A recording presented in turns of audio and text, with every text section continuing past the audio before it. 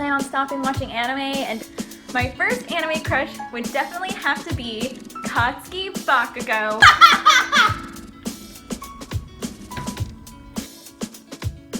Hey everybody! Today I'm going to be starting a new series that I'm going to call Anime Monthly Favorites, where at the end of each month I'm going to talk about some of the favorite anime I've watched, manga I've read, anime movies I've watched if I watched any, figures or collectibles or whatever that I've gotten. I'm doing this because I started out with this anime channel wanting to review every single anime I watched, and it started to get a little taxing because I watch a lot of anime. There are some anime that are 12 episodes, and if you watch a bunch of those, it's just so much. And it made it to where I couldn't make any other anime related content because I always had to be reviewing something every weekend. And so with this, I'm only going to talk about my favorites and at the end of every month. So then the other weeks, I can do other fun stuff like skits and list of favorite characters or talking about a dating sim or whatever I want to do anime content related. So today I'm going to talk about my February monthly favorites. And one of the favorite animes I watched at the beginning of this month was Death Parade. And Death Parade, in my opinion, was probably the best anime that came out in 2015. Now, I wasn't really watching anime then, but I've looked at all the other anime that came out in 2015, and I can definitely surmise that Death Parade was the best. If you don't know what Death Parade is, it's basically about these arbiters who make people play games to decide whether or not they get reincarnated or their soul goes into the void. And through these games, the arbiters judge the person's level of humanity, kind of person they are, whatnot. And the show focuses on Decim, the arbiter Decim, at his bar and his assistant, and it's really, really good, and honestly the best anime intro that has ever existed. And I don't think there's a manga of it, but I definitely suggest watching it. I know it's on Hulu, and it's only like 13 episodes, boom, boom, done, so it's real easy to watch in just a day or two, and it's so addicting and so good and dark, and the intro is so misleading, but I'm not going to get into that, but honestly, the intro is incredible.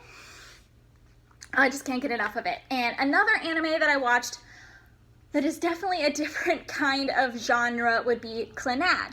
And Clannad After Story, which is the second season. Now, Clannad is about this boy named Tomiya and his friendship with this girl named Nagisa, who he just happens to run into one day, and kind of how meeting Nagisa changes his entire outlook on life, because before he was kind of hated life, hated his town, hated everything, and didn't really want to be there anymore, but meeting Nagisa kind of gave him purpose and love and friendship, and it's a beautiful, beautiful story. It came out over 10 years ago, so it's a pretty old anime, but you can find it on Netflix. I know the first season, and then I know that Clannad After Story is on Hulu.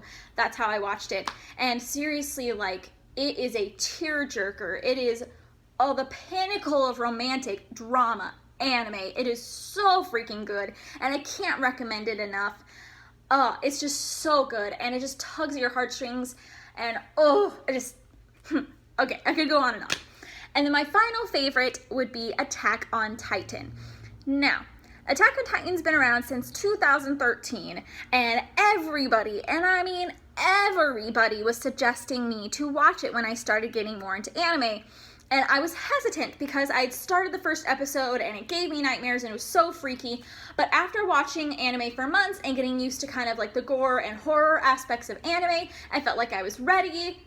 And boy, do I wish I'd started watching it sooner, because it is so freaking good and I'm so obsessed, and it's my number 2.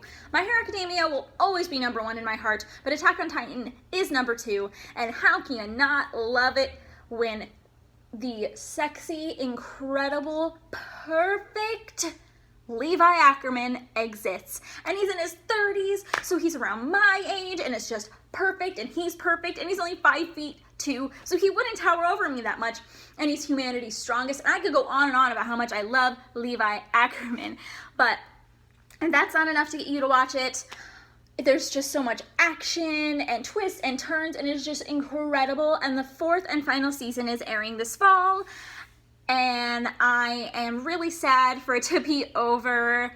I didn't really ever get to watch it live, as it came out until this new season, and I'm really excited to see how it ends, but also really sad. I've gotten some of the manga, so maybe I'll know how it ends before the show even ends, but who knows. Those are my anime favorites. And then with manga I read this month, I've been reading the Ouran High School Host Club manga. I'm on volume number 5, and I'm really enjoying it. I wanted to read it because Ouran only got 1 season, and it was only like their first year of high school, and I really want to see what happens with Tamaki and Haruhi's relationship, and it's adorable. There's not much depth to it because it's just like a romantic comedy, but it's so cute, and I highly recommend it if you liked the anime at all. And then with movies, I finally watched Howl's Moving Castle, and it's one of the Ghibli movies that I haven't seen, and honestly, it's now my favorite. Like, Kiki has been my favorite since I was a little kid, but I think Howl's Moving Castle might have surpassed it. It's so good and beautiful and romantic, and I loved it so much. If you haven't seen it, I highly recommend it. If you like magic, fantasy, romance, any of those kind of things, I definitely think you like it. It's, I think, the more mature of the Ghibli movies for sure. And so if you're older and looking for a Ghibli movie that's a little bit more adult, then I highly suggest Howl's Moving Castle. Now that's it for my monthly favorites. Next week I will be doing a video on dating sims, and I'll get more into detail next week when I do that video. But for now, I will see you next weekend. Bye!